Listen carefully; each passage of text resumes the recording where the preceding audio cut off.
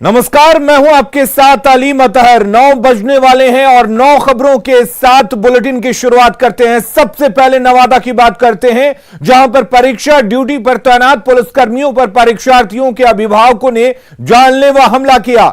इस हमले में सिपाही पिंटू कुमार गंभीर रूप से घायल हैं और उनका इलाज सदर अस्पताल में चल रहा है। बताया जा रहा है कि शहर से सटे अतवा रोड स्थित मानस भारती एजुकेशनल कॉम्प्लेक्स में इंटर का परीक्षा केंद्र बनाया गया है। वहां पिंटू कुमार की तैनाती थी। सुबह में जब सिपाही पिंटू कुमार परीक्षा केंद्र पर पहुंचे तो परीक्षा केंद्र के मुख्य द्वार पर कई बाइक खड़ी थी। सिपाही पिंटू कुमार ने जब अभिभावकों से बाइक साइड करने के लिए कहा तो वो भड़क गए और धक्का मुक्की करने लगे। इसी दौरान किसी शरारती तत्व ने ईंट उठाकर चला दी, जिससे सिपाही पिंटू कुमार गंभीर रूप से जख्मी हो गए। घटना की जानकारी मिलते ही पुलिस बल मौके पर पहुंची और उसके बाद हालात को काबू में लाया गया। घायल सिपाही को फिलहाल अस्पताल में भर्ती कराया गया है।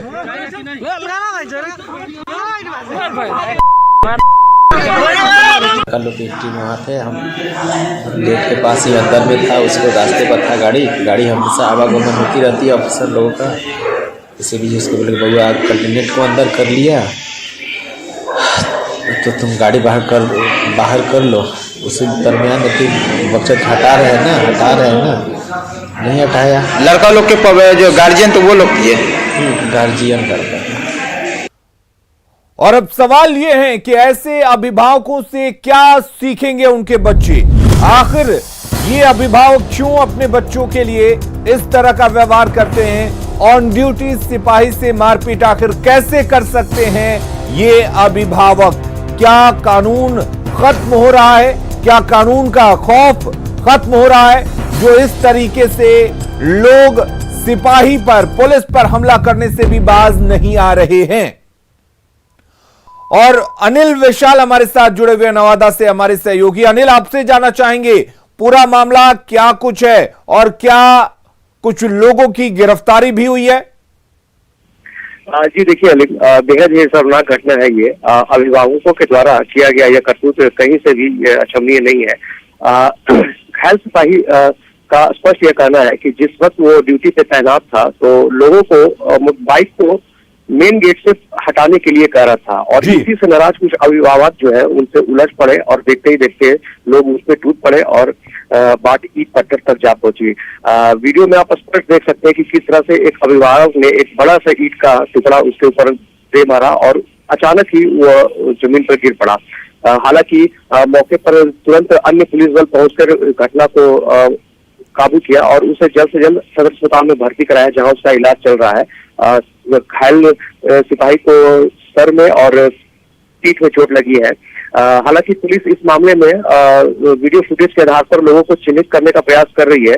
घायल सिपाही पिंटू का स्पष्ट यह कहना है कि वह किसी को पहचान नहीं पाया, क्योंकि भीड़ अचानक वहां पर एकत्रित हो गई थी, जिसके कारण वो किसी को पहचान नहीं सका। जिस युवक ने ईंट चलाया था उसकी पहचान फिलहाल अभी तक नहीं हो सकी है। पुलिस पूरे मामले की तहकीकात कर रही है। अनिल, आप तस्वीरों में देख पा रहे हैं साफ तौर पर कई लोग दिखाई दे रहे हैं जो वर्दी में तैनात इस पुलिसकर्मी पर हाथ उठाते दिख रहे हैं।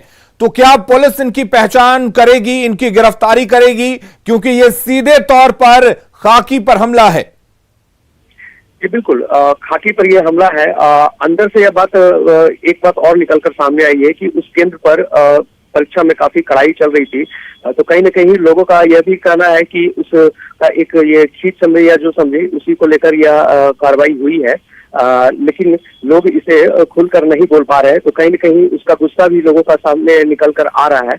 मगर फिलहाल पुलिस जो है पूरे उस जो भी वीडियो वायरल हो रहे हैं या वहाँ पे जो ड्यूटी पे जो अन्य पुलिसकर्मी तैनात थे उन सभी लोगों से पूछा जा रहा है और पुलिस इस पूरे मामले की तहकीकात में जुटी है और उन शरारती तत्वों को ढूंढने में पुलिस लगी हुई है। ये चलिए अनिल, नजर बनाए रखिए इस खबर पर, हम आपसे जानकारी लेते रहेंगे। फिलहाल के लिए बहुत बहुत शुक्रिया। महाराष्ट्र के पालघर में हत्या की एक और खौफनाक घटना सामने आई है। चेन्नई से नौसेना जवान सूरज कुमार दुबे का अपहरण कर उन्हें जिंदा जलाया गया। बुरी तरह झुलसे जवान की अस्पताल में इलाज के दौरान मौत हो गई। नौसेना जवान सूरज कुमार दुबे पलामू के चैनपुर के रहने वाले थे। मिली जानकारी के अनुसार सूरज कुमार दुबे को बदमाशों ने रिवॉल्वर के बल पर चेन्नई एयरपोर्ट के करीब से एक कार में अगवा कर लिया था। 3 दिनों तक चेन्नई के एक अज्ञात स्थान पर बंधक बनाकर रखा गया। इस दौरान बदमाशों ने नौसेना अधिकारी से 10 लाख की फिरौती मांगी, लेकिन जब उन्हें पैसे नहीं मिले तो उन्होंने सूरज कुमार को पालघर के जंगल में ले जाकर उस पर पेट्रोल छिड़क कर आग लगा दी।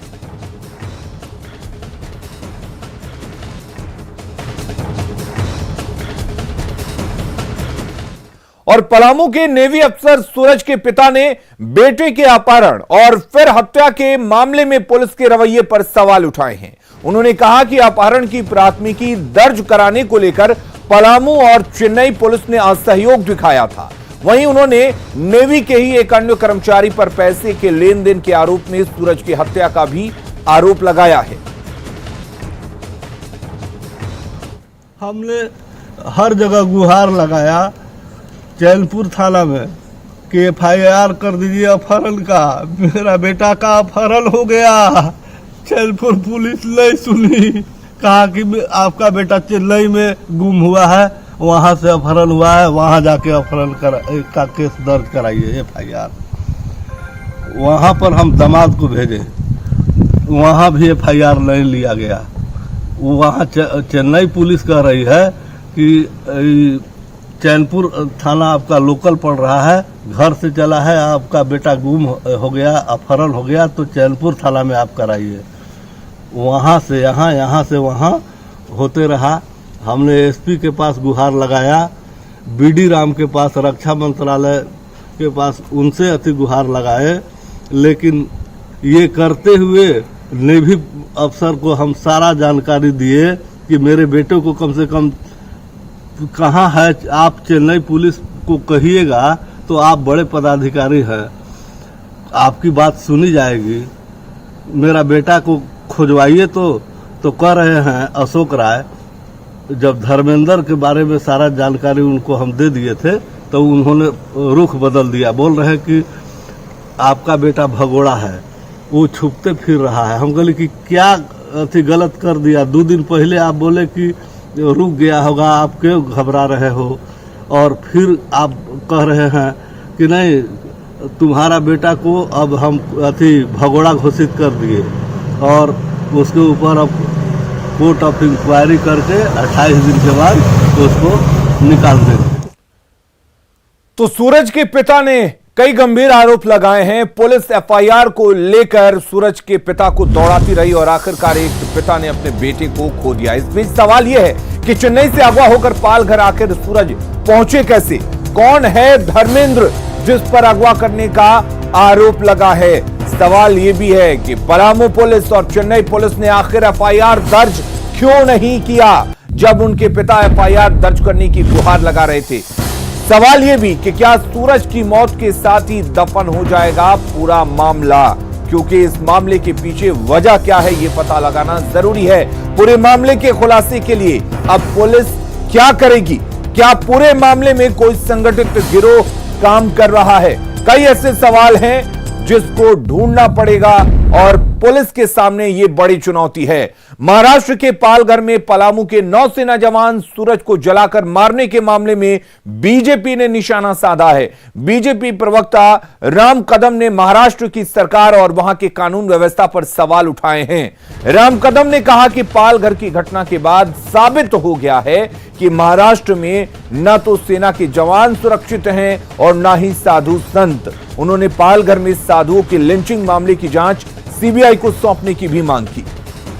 कानून और व्यवस्था की धज्जियां महाराष्ट्र में उड़ चुकी है।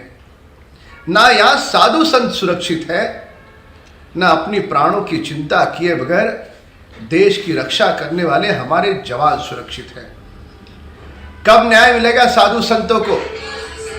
जिस जवान ने अपने प्राण खोए हैं, उसे निर्ममता से मारा गया है, उन्हें कब न्याय मिलेगा? महाराष्ट्र सरकार को उन्हें न्याय देना होगा।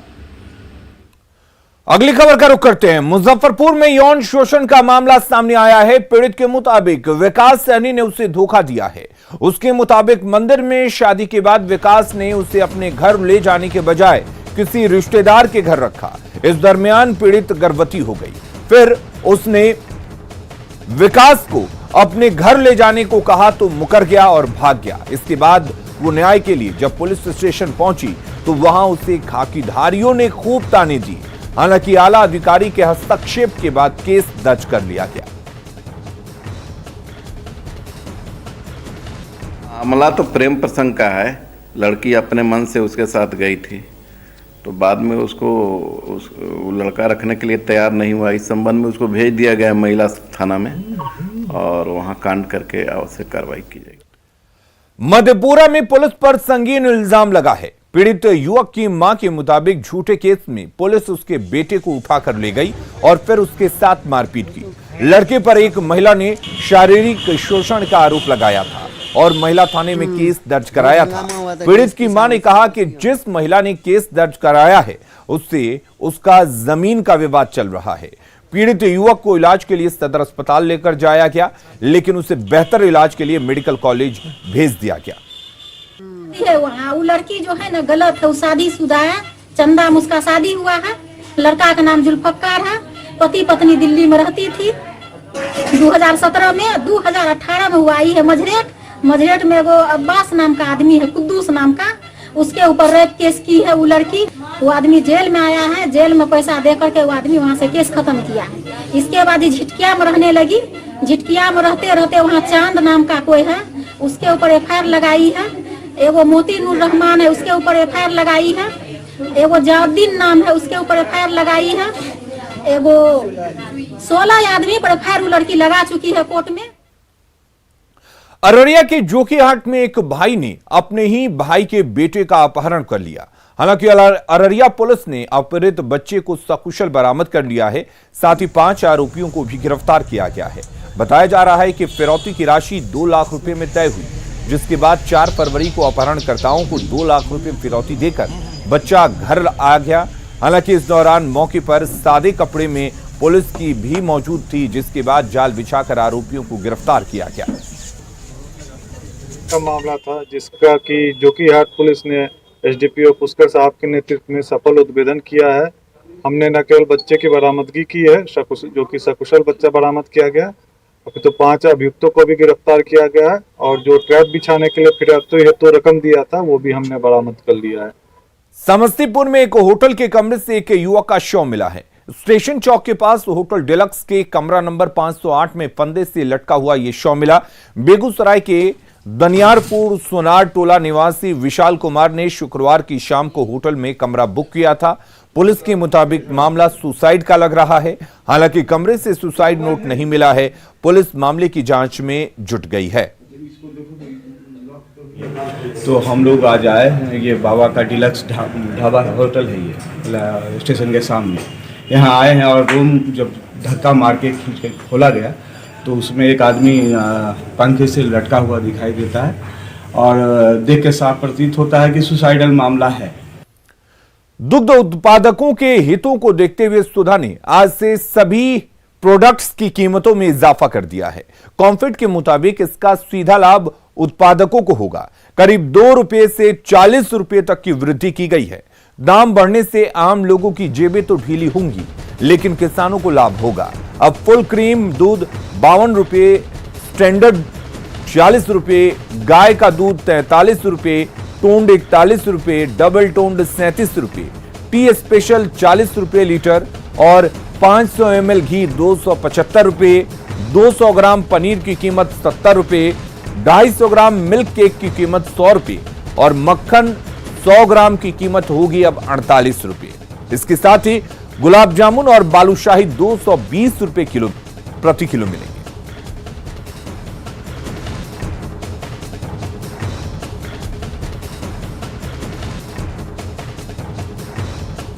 सुधा ने दूध समेत अपने अन्य उत्पादों की कीमतों में इजाफा किया है।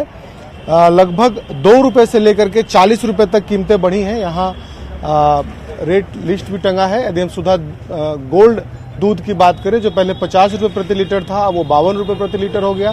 सुधा शक्ति जो 43 रुपये लीटर था अब 46 हो गया। सुधा हेल्दी 39 से 41। तो सभी जो दूध के प्रोडक्ट हैं उस पर 2 रुपये और सुधा शक्ति पर 3 रुपये का इजाफा किया गया। वहीं जो अन्य सुधा के प्रोडक्ट हैं, यदि हम घी की बात कर ले, दही की बात कर ले, मिठाइयों की बात कर ले, तो उस पर भी काफ़ी इजाफा किया गया है। घी पर 40 रुपये के तकरीबन दाम बढ़ा दिया गया है। और ख़ास तौर पर देखिए इसका फ़ायदा पशुपालकों को देने की कोशिश की गई है, लेकिन दूसरी ओर जो आम लोग हैं, जो ग्राहक हैं, उनके जेबों पर थोड़ा बोझ जरूर पड़ेगा, लेकिन इसका फ़ायदा कहीं ना कहीं पशुपालक को होगा। कीमतें बढ़ा दी गई हैं, कोई असर पड़ा है बिक्री पर? ऐसा कोई खास असर नहीं पड़ा, लेकिन कल शाम में बिक्री बहुत ज़्यादा हुआ। दूध ऐसा अनिवार्य चीज़ है कि लोग लेंगे ही, लेकिन वही कह रहे हैं कितना ज़्यादा दाम नहीं बढ़ना चाहिए था। लेकिन दाम बढ़ने के पीछे भी रीज़न यही है कि किसान को जाएगा फायदा। डीजल और पेट्रोल का दाम बढ़ा, इसलिए दाम बढ़ाया गया है, और कोई ऐसा बात नहीं है।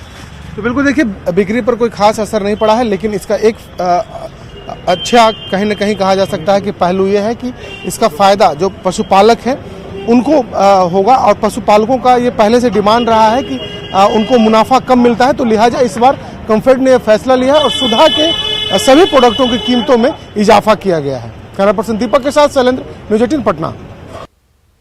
नालंदा के इस्लामपुर में नीलगाय ने किसानों की मुश्किलों को बढ़ा दिया है। नीलगाय किसानों के फसल को बर्बाद कर रहे हैं। खेतों में 1-2 नीलगाय नहीं बल्कि कईयों की संख्या में नीलगाय पहुंचकर गेहूं को बर्बाद कर रहे हैं। किसानों का कहना है कि कर्ज लेकर उन्होंने खेती की है, लेकिन नीलगाय के कारण खेतों में फसल काट पाना मुश्किल है। उन्होंने नीलगायों को जल्द से जल्द भगाने की व्यवस्था करने की मांग की है।